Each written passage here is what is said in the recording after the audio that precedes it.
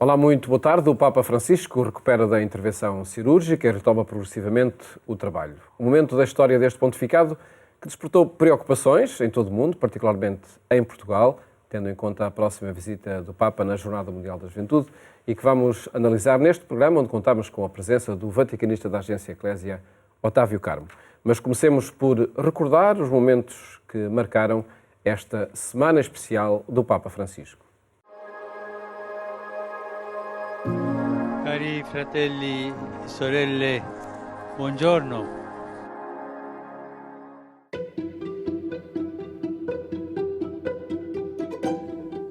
Foi uma semana diferente, a do Papa, operado a 7 de junho por causa de uma hérnia abdominal. A intervenção decorreu sem problemas e abriu caminho a uma convalescença serena no Hospital Gemelli de Roma, com perspectivas de plena recuperação. Se hai il privilegio di starci a contatto, quell'uomo ha la testa di un sessantenne. Lei mi parlava fisicamente, mi raggancio alla domanda di prima, quando è stato deciso? Quando lui ha deciso di operarsi il giorno dopo, perché lui già l'ha fatti questi calcoli, lui ha detto agosto devo andare lì, no, adesso non lo so, a novembre lì, mi opero domani così posso rispettare i miei impegni. Questo è quello che ha detto, poi per queste cose però risponde lui. Dal punto di vista medico lui potrà affrontare meglio di prima, qualora volesse mantenere gli impegni, tutti gli impegni, sia all'interno che all'esterno della Santa Sede. L'informazione che abbiamo dato è che le udienze della prossima settimana, quelle fino al 18, sono cancellate. Per tutto il resto al momento restano in piedi. No dia de Santo António, Francisco publicou a sua mensagem para o 7º Dia Mundial dos Pobres. O Papa pede que ninguém desvie o olhar de quem está em dificuldade, como as crianças que vivem em zonas de guerra, os que são explorados no trabalho, e os jovens, prisioneiros de uma cultura que os faz sentir um falhanço. A celebração acontece este ano, a 19 de novembro, penúltimo domingo do ano litúrgico. Perché l'indigenza e la povertà è determinata anche dal non poter arrivare alla fine del mese, come dice esplicitamente il messaggio. Però è solo una parte. C'è un'altra parte che è quella più dimensione culturale, cioè l'esigenza, anche attraverso la legge, di cambiare mentalità, di cambiare quello che tante volte è l'atteggiamento di indifferenza o di disprezzo che porta poi all'emarginazione. Questo è un fenomeno culturale, come che c'è un'educazione, una formazione, e questa deve essere fatta in tutti i luoghi. Deve essere fatta nella scuola, deve avvenire in famiglia, deve avvenire là dove c'è il luogo dell'incontro, il luogo dove le persone crescono insieme. Ecco, a livello legislativo credo che si possa e si debba anche intervenire su questa formazione che restituisce la dignità a ogni persona. O Vaticano recebeu no sábado um encontro internacional sobre a fraternidade humana, reunindo vencedores do Prémio Nobel, artistas e jovens de vários países, incluindo a Ucrânia e a Rússia. O Papa associou-se à celebração com uma mensagem lida durante a cerimónia final do evento, na Praça de São Pedro, na qual pede uma aliança espiritual e social para a humanidade. Cari fratelli e sorelle, vi ringrazio per aver organizzato questo incontro e per aver dato vita alla dichiarazione sulla fraternità umana, elaborata stamani dagli illustri premi Nobel presenti. Credo che essa ci offra una grammatica della fraternità e sia una guida efficace per viverla e testimoniarla ogni giorno in modo concreto. Avete lavorato bene insieme e vi ringrazio tanto. Facciamo in modo che quanto vissuto oggi sia il primo passo di un cammino e possa avviare un processo di fraternità.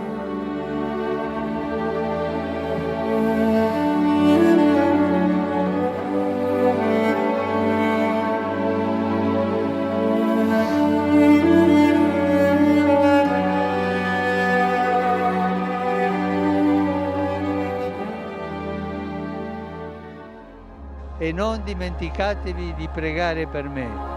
Arrivederci. Uma semana agora em análise pelo chefe de redação da Agência Eclésia, Otávio Carmo. Cumprimento, muito boa tarde. Olá, Paulo, boa tarde. Obrigado, Otávio, por estar novamente aqui connosco, precisamente num contexto muito especial, Sim. Inesperado, diríamos, Sim. não é?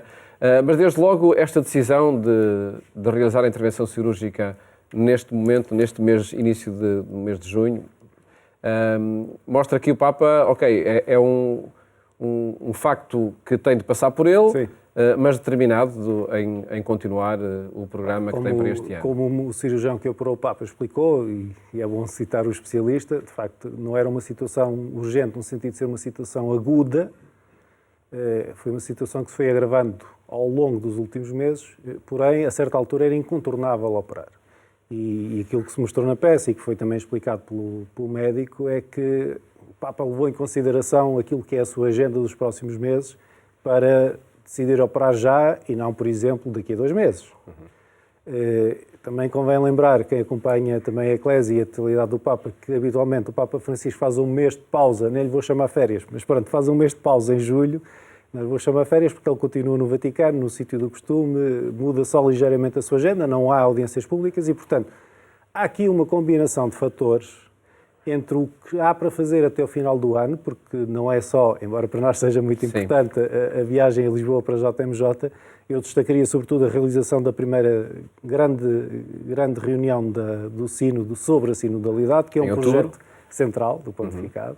E há outras viagens previstas e também. Há uma viagem no final, que é de final de agosto, que é muito significativa, que é a Mongólia, implica muitas horas de voo, um esforço físico muito grande.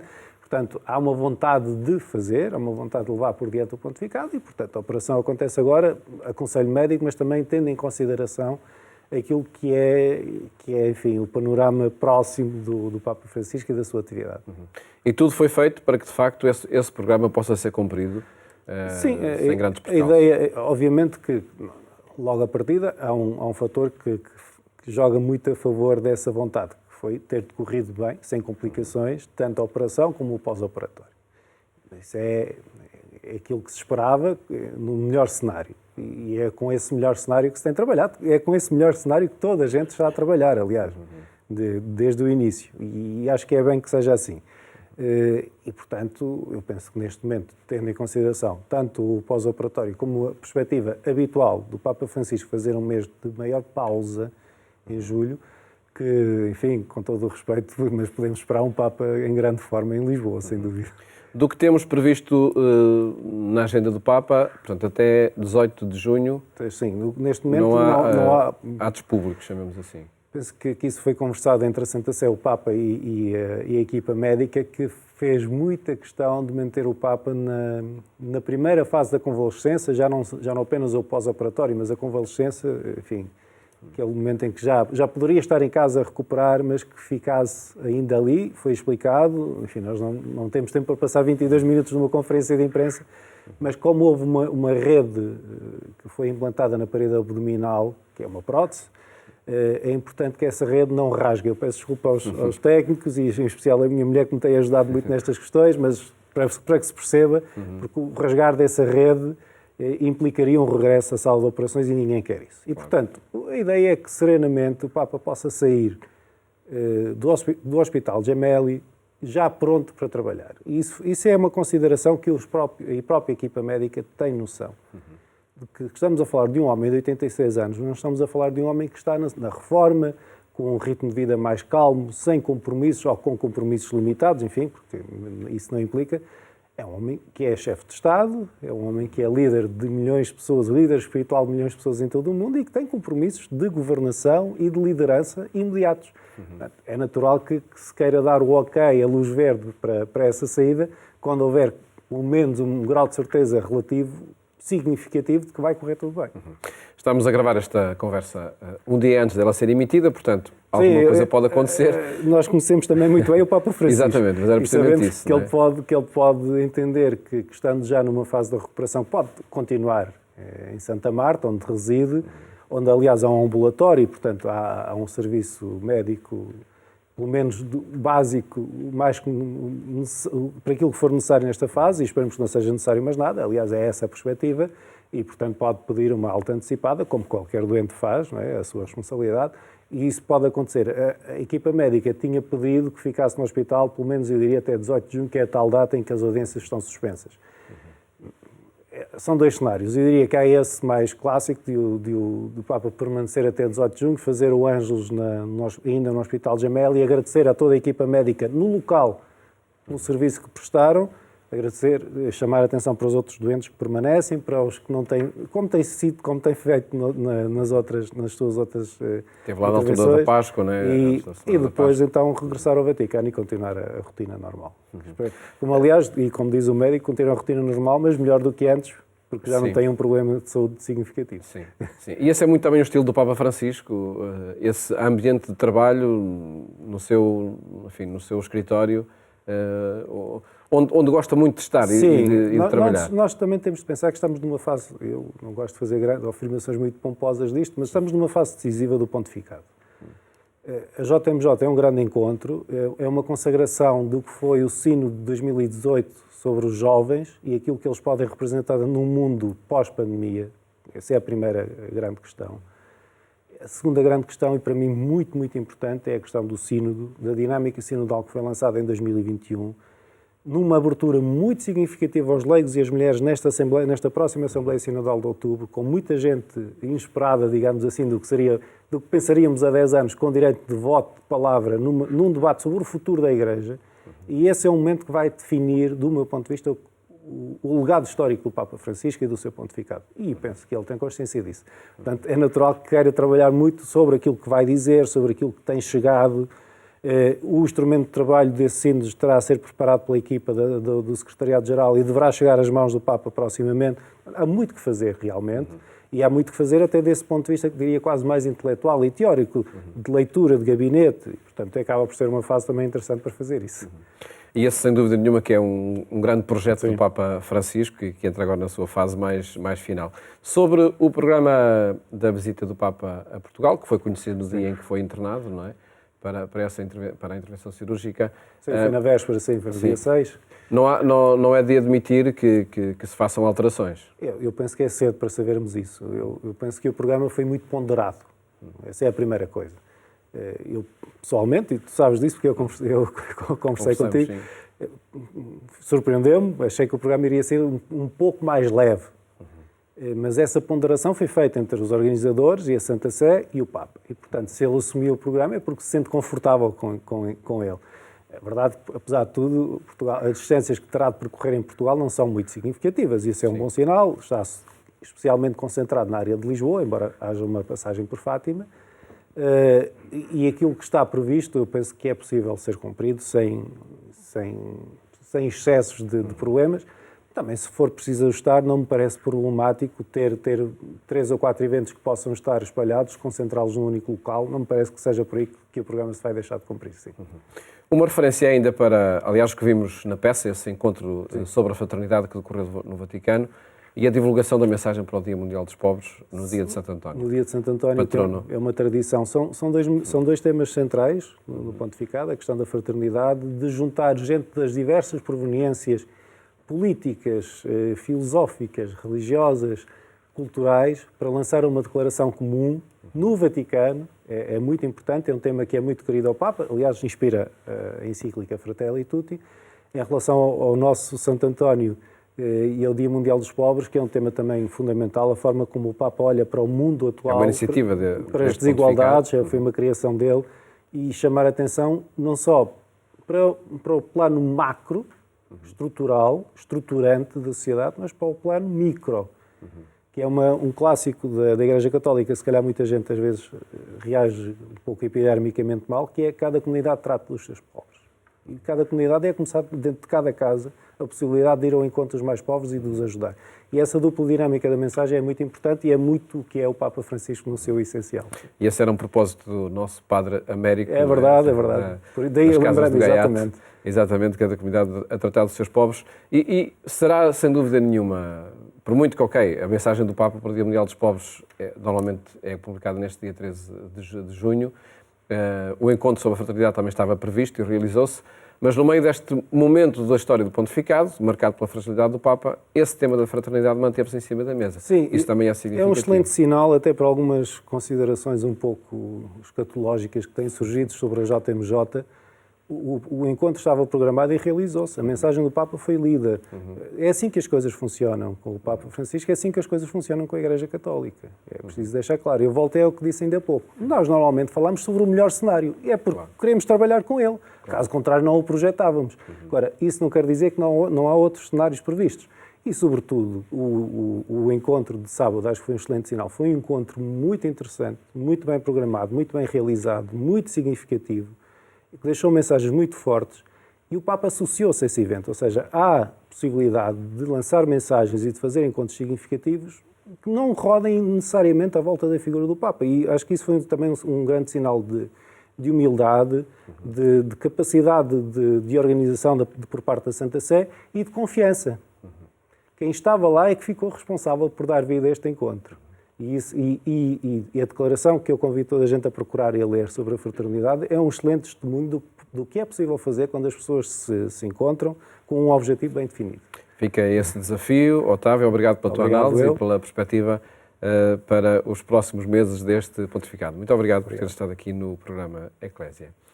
Antes de terminar, destacamos ainda a Jornada de Pastoral da Cultura, onde as culturas juvenis foram o tema em debate.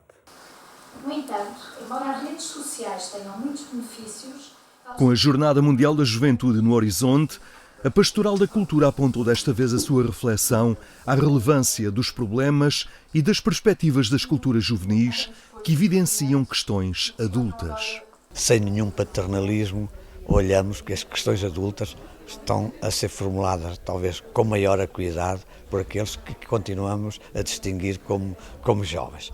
Depois, creio que resultou bem que não só nos participantes que vieram ouvir e dialogar, mas nos próprios oradores, houvesse uma cota de quase metade de oradores na primeira juventude e oradores no que podíamos chamar ainda uma segunda juventude.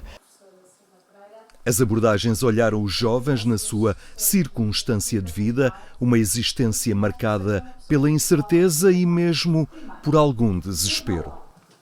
A minha forma de lidar com este desespero é de não se tornar extremista, que é um dos grandes acontecimentos, o extrema esquerda, a extrema direita, a procurar o equilíbrio e a moderação, que é algo que é profundamente difícil quando se sente angústia ou sofrimento, onde se procura uma resposta mais rápida, uma resposta mais agressiva.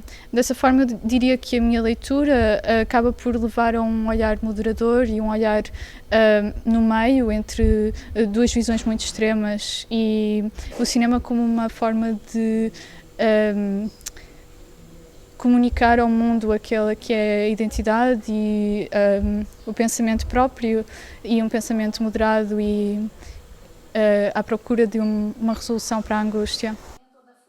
Maria Teresa Magalhães, que pela arte tem trabalhado com os jovens, reconhece algum desencanto e a dificuldade de passar a esperança e o otimismo.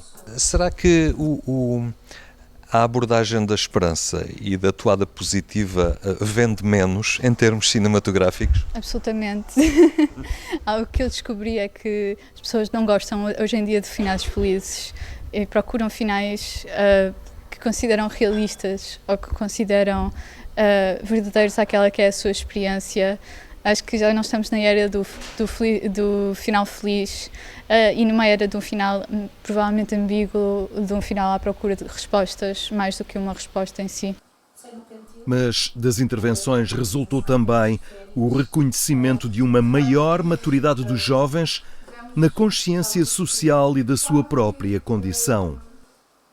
Que estes também não são seguramente uns aliados do mundo, ou uns egoístas empedernidos, ou uns hedonistas, como gostamos sempre de dizer, mas pelo contrário, que são gente muito capaz, afinal, de não perdendo esse entusiasmo. Pelo contrário, cultivando esse entusiasmo, depois como que o investir em boas causas e em causas de benefício comum. A felicidade, ou a imagem que dela se apresenta, parece hoje adulterada pelas plataformas que partilham estados de vida e identidades. Diria que as redes sociais são sempre uma versão filtrada da vida das pessoas e hoje em dia muitas vezes contactamos apenas com o melhor das vidas de todos os outros e não com o pior, de forma que criamos, normalmente os jovens têm uma visão irrealista daquilo que é a vida de cada um, ainda mais distorcida do que normalmente se tem, de forma que lidar com esse sentimento acaba por ser um sentimento de culpa por não ser capaz de ser feliz da mesma forma que vemos a felicidade dos outros e que vemos a existência dos outros, mas acho que o cinema procura o realismo, e não procura necessariamente uma expressão de uma felicidade irrealista, procura uma felicidade honesta e ao mesmo tempo uma infelicidade muito verdadeira. Foi um dia de reflexão em que os jovens tiveram lugar e o Secretariado Nacional da Pastoral da Cultura pôde reter indicadores para uma ação da Igreja que responda aos questionamentos das novas gerações. O que é que daqui fica? Agora temos todos nós a responsabilidade de fazer que também o que aqui foi dito, pensado, ponderado, às vezes com alguma hesitação, também faça caminho. Faça caminho dentro de cada um de nós e faça caminho nas nossas relações interpessoais, nas nossas intervenções em comunidade, dentro da Igreja. Um dia de reflexão com a Jornada Mundial da Juventude no horizonte e na certeza de que a esperança e o otimismo são hoje realidades presentes na vida dos jovens, mas olhadas com mais realismo na circunstância de vida dos tempos atuais. E agora, a terminar, recordo que pode rever este e todos os programas que partilhamos consigo aqui na RTP2, como também na Antena 1, no portal da Agência Eclésia. Votos de uma ótima tarde e até amanhã, se Deus quiser.